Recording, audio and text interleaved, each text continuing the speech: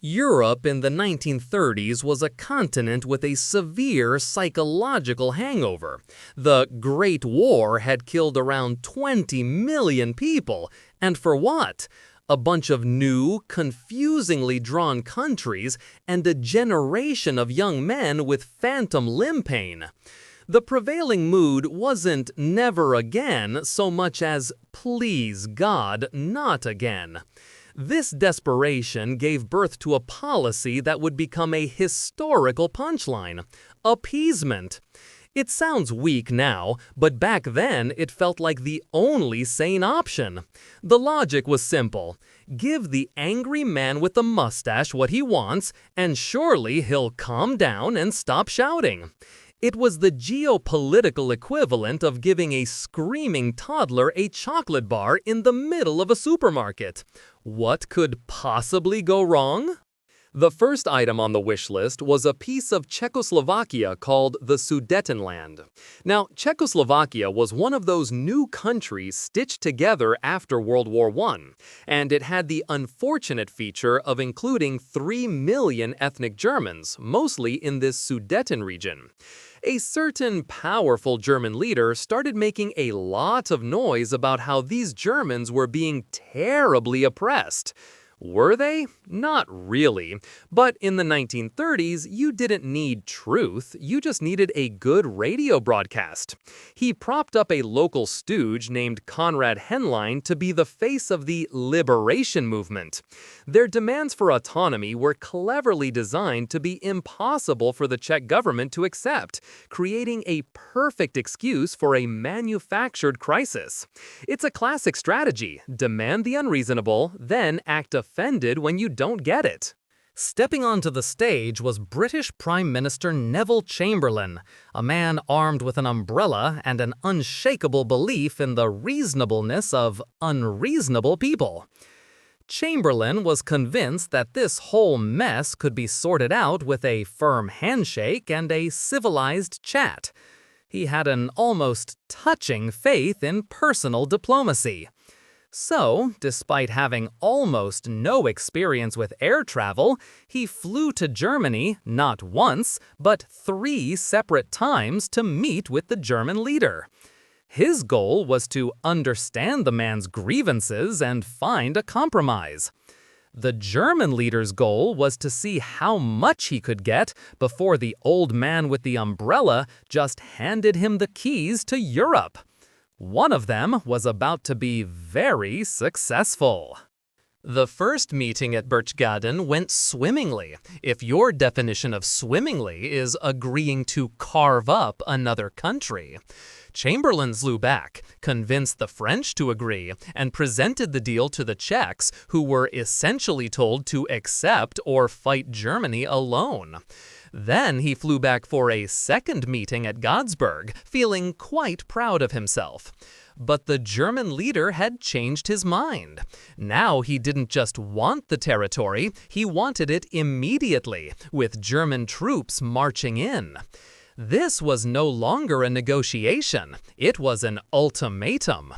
The German demands were so aggressive that even Chamberlain had to pause.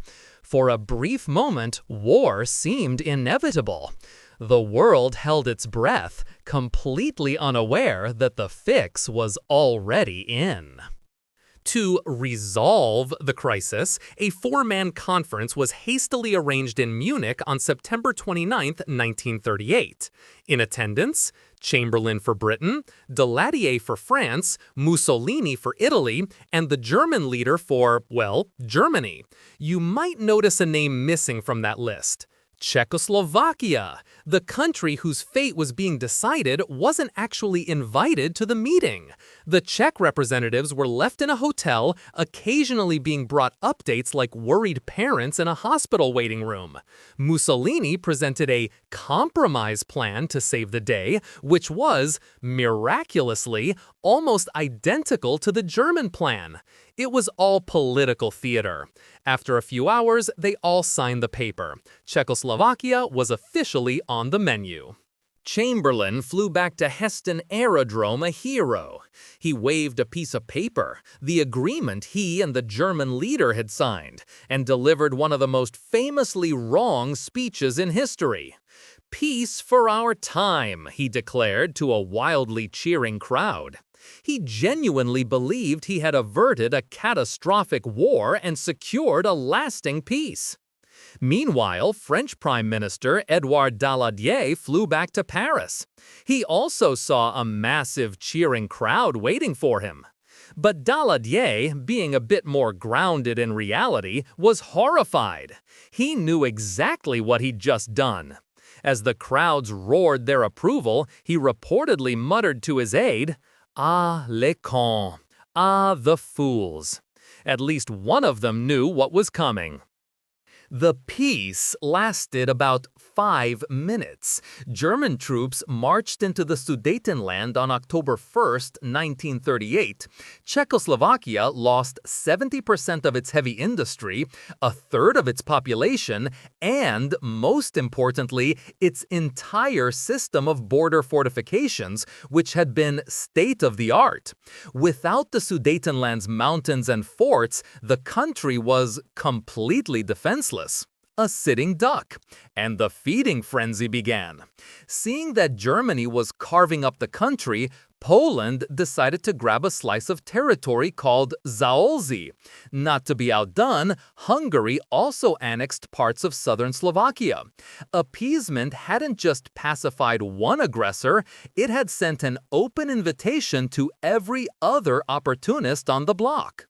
Then, in March 1939, something happened that shocked absolutely no one with a functioning brainstem. The German leader broke the Munich Agreement.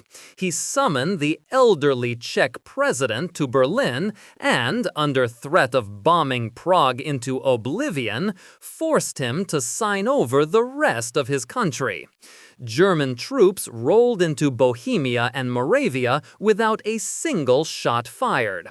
This was the final, undeniable proof that the promises made at Munich were completely worthless.